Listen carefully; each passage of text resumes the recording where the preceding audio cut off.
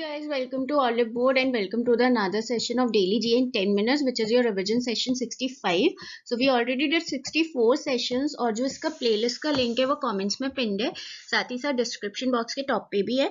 Description box के top पे आपको कुछ और भी लिंक्स मिलेंगे, कमेंट में भी मिलेंगे, तो please don't forget to check them out because they are important. और आज आपका ECGC का भी नोटिफिकेशन आया है, तो एक बार प्लीज उस पर भी नजर मार लेना, ठीक है. वो PO के लिए है. सो उससे पहले अगर आपने चैनल सब्सक्राइब नहीं करा है then please do subscribe and don't forget to hit this bell icon.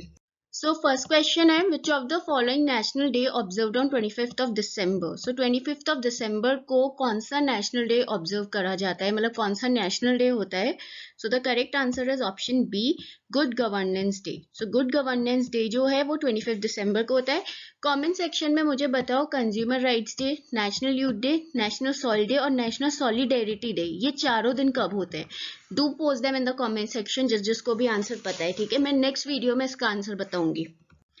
Next question देखो, which country will host the FIFA under 17 women's world cup 2022. तो इनमें से कौन सा कंट्री है जो कि FIFA under 17 women's world cup 2022 host करेगा. So that is India, option D, ठीक है. सो इंडिया विल होस्ट. इस तरीके के क्वेश्चन बहुत इंपॉर्टेंट होते हैं जो स्पोर्ट्स रिलेटेड होते हैं, और स्पेशली ये होस्ट या वेन्यू वाले. सो दीज आर इंपॉर्टेंट, तो याद रखना, India will host FIFA under 17 women's world cup. Next देखो, और ईयर याद रखना 2022. नेक्स्ट देखो, recently Bajaj Auto signed an MOU with which of the following state और union territory government for 650 crore investment at चक्कनपड़ा. तो इनमें से बजाज ऑटो ने साइन करा है अभी हाल ही में एक MOU, मेमोरेंडम ऑफ अंडरस्टैंडिंग, इनमें से किस स्टेट या यूनियन टेरिटरी के साथ 650 करोड़ इन्वेस्टमेंट का, मतलब जो इस पे इन्वेस्टमेंट लगा है वो 650 करोड़ का लगा है at Chakan plant. So that is Maharashtra. Option is the correct answer. इसके बारे में देख लो कि बजाज ऑटो ने MOU साइन करा है महाराष्ट्र गवर्नमेंट के साथ 650 करोड़ का एट चक्कन प्लांट, ठीक है. The facility is expected to commence production in 2023. तो ये जो फैसिलिटी है वो एक्सपेक्ट करी जा रही है कि वो जो अपना प्रोडक्शन है वो शुरू कर देगी 2023 में, 2023 में, ठीक है. नेक्स्ट देखो, name India's premier housing finance company that recently signed a memorandum of understanding with the Indian green building council to promote green buildings. तो इनमें से कौन सी इंडिया की प्रीमियर हाउसिंग फाइनेंस कंपनी है जिसने हाल ही में MOU साइन करा है Indian green building council, that is IGBC, green buildings को प्रमोट करने के लिए. So that is HDFC limited, ठीक है. HDFC लिमिटेड का हेडक्वार्टर है मुंबई में, ठीक है. IDFC का भी हेडक्वार्टर मुंबई में है. SIDBI है small industries development bank of India, जिसका हेडक्वार्टर है लखनऊ में, ठीक है. NHB है नेशनल हाउसिंग बैंक, जिसका हेडक्वार्टर है दिल्ली में, और SBI का हेडक्वार्टर है मुंबई में, ठीक है.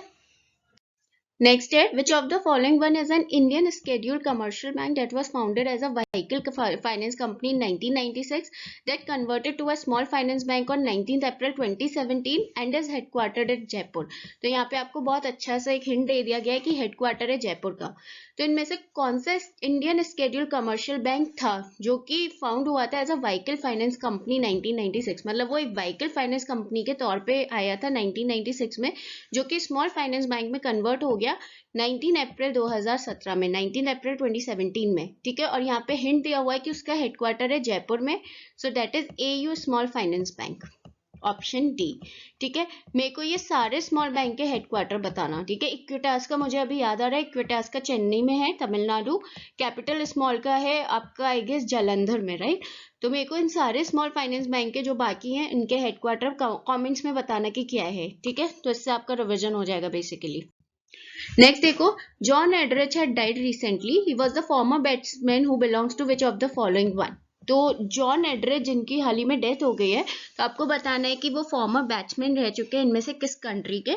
सो he was a former batsman of England, ठीक है. तो ये इंग्लैंड से रह चुके हैं, former batsman of England, option B. So next देखो, ministry of skill development and entrepreneurship and Tata launch the first batch of Indian institute of skills in where. तो मिनिस्ट्री ऑफ स्किल डेवलपमेंट और entrepreneurship ने और टाटा ने पहला batch launch करा है Indian institute of skills का, कहाँ पे. So it is been launched in Mumbai, option E is the correct answer. इसको मुंबई में लॉन्च करा है, याद रखना, ministry of skill development and entrepreneurship और टाटा ने मिलके, ठीक है. नेक्स्ट देखो, which is the largest life insurance company in India that established in 1956। इनमें से कौन सी सबसे बड़ी लाइफ इंश्योरेंस कंपनी है इंडिया की जो कि 1956 में एस्टेब्लिश हुई थी?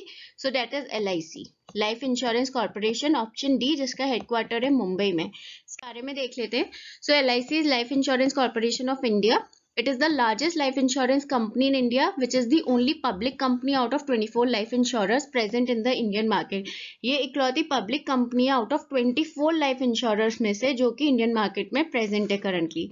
LIC, one of the top 10 insurance companies in India, came into existence in the year 1956. तो LIC टॉप 10 इंश्योरेंस कंपनीज में आती है इंडिया के. It is one of the top 10 insurance companies जो 1956 में आई थी. ठीक है. नेक्स्ट देखो, India biggest hockey stadium will come up at where. आपको बताना है इंडिया का सबसे बड़ा हॉकी स्टेडियम कहाँ पे आएगा.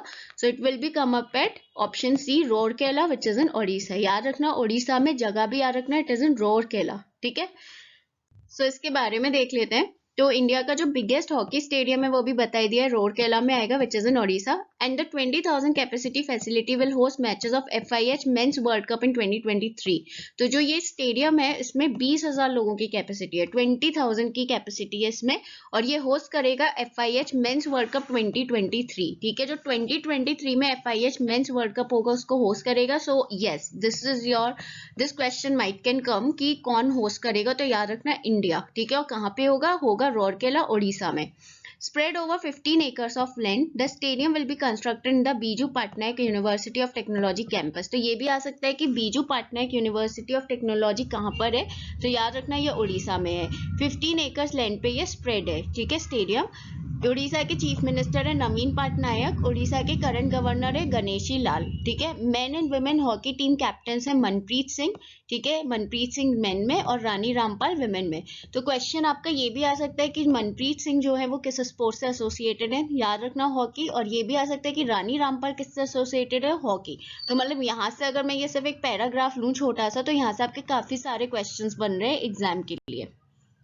नेक्स्ट देखते हैं. Fruits portal is a project of e governance recently inaugurated by which of the following state government. Fruits करके एक पोर्टल है, ये एक प्रोजेक्ट है ई गवर्नेंस का. तो आपको बताना है ये अभी हाल ही में किस स्टेट ने इनॉग्रेट करा. So it is inaugurated by Karnataka, option B. ठीक है. इसके बारे में देख लो. फ्रूट्स का पूरा फुल फॉर्म क्या है? Farmer registration and unified beneficiary information system. This is the full form. Farmer registration and unified beneficiary information system. ठीक है. This is a project of e governance. Government of Karnataka was inaugurated. Government of Karnataka ने इसको inaugurate कराए. The fruits portal is integrated to the Bhoomi package of the Karnataka state. तो ये जो fruits portal है ये इंटीग्रेट करा गया है भूमि पैकेज से. याद रखना ये भी क्वेश्चन आ सकता है of the Karnataka state for fetching and validating the land detail. जो लैंड डिटेल्स है उनको फेच करने के लिए और उनको वैलिडेट करने के लिए. Canara bank for agreeing to take up the project on a pilot basis. Canara bank ने अग्री करा है कि वो प्रोजेक्ट को लेगा ऑन अ पायलट बेसिस. तो ये भी क्वेश्चन आ सकता है कि विच बैंक एग्रीड. ठीक है. तो याद रखना कैनरा बैंक. कैनरा बैंक का हेडक्वार्टर है बेंगलुरु में. ठीक है. And Bengaluru you know it is in Karnataka. Next question देखो. Recently the Khadi and village industries commission which is KVIC took efforts to revive 1000 years old Monpa handmade paper industry. This paper industry belongs to where?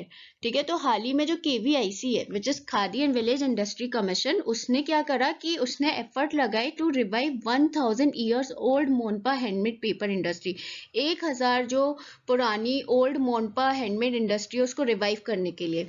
तो आपको बताना है कि ये जो paper industry है वो किससे बिलोंग करती है, कहाँ से, कौन से स्टेट से बिलोंग करती है. So it belongs to Arunachal Pradesh, option E. Question basic आपका ये आ सकता है कि ये जो मोनपा हैंडमेड पेपर इंडस्ट्री है कहाँ पर है. मोनपा हैंडमेड इंडस्ट्री जो है वो किस चीज की है, लाइक पेपर इंडस्ट्री या कुछ भी इसमें आ सकता है, जूट वगैरह कोई भी ऑप्शन आ सकता है. तो याद रखना कि मोनपा हैंडमेड इंडस्ट्री है, ये पेपर इंडस्ट्री है. कितनी पुरानी है ये भी आ सकती है. तो ये भी याद रखना ये 1000 साल पुरानी है. ठीक है. तो यहाँ से भी अगर आप देखें तो स्टैटिक के आपके 2-3 क्वेश्चन निकल के आ रहे हैं एक ही क्वेश्चन से. ठीक है. So guys, here we are done with your daily GN 10-minute session. जैसे आपका बताया था ये रिवीजन सेशन 65 है। कल हम सेम टाइम पे आपके लिए फिर से नया सेशन लेकर आएंगे। So if you like the video please hit the like button, do subscribe the channel, this is the bell icon, don't forget to hit it and do share with your friends. और मैं फिर से बता रही हूँ, आपका ECGC PO का notification निकला है, उसके बारे में सारी डिटेल्स देख लो और इस साल जितनी भी अपॉर्चुनिटीज आ रही है उन्हें ले लो, उससे पहले आपका CET आए। So please do watch the ECGC notification and don't forget to check the links on the comment section as well as at the top of the description box.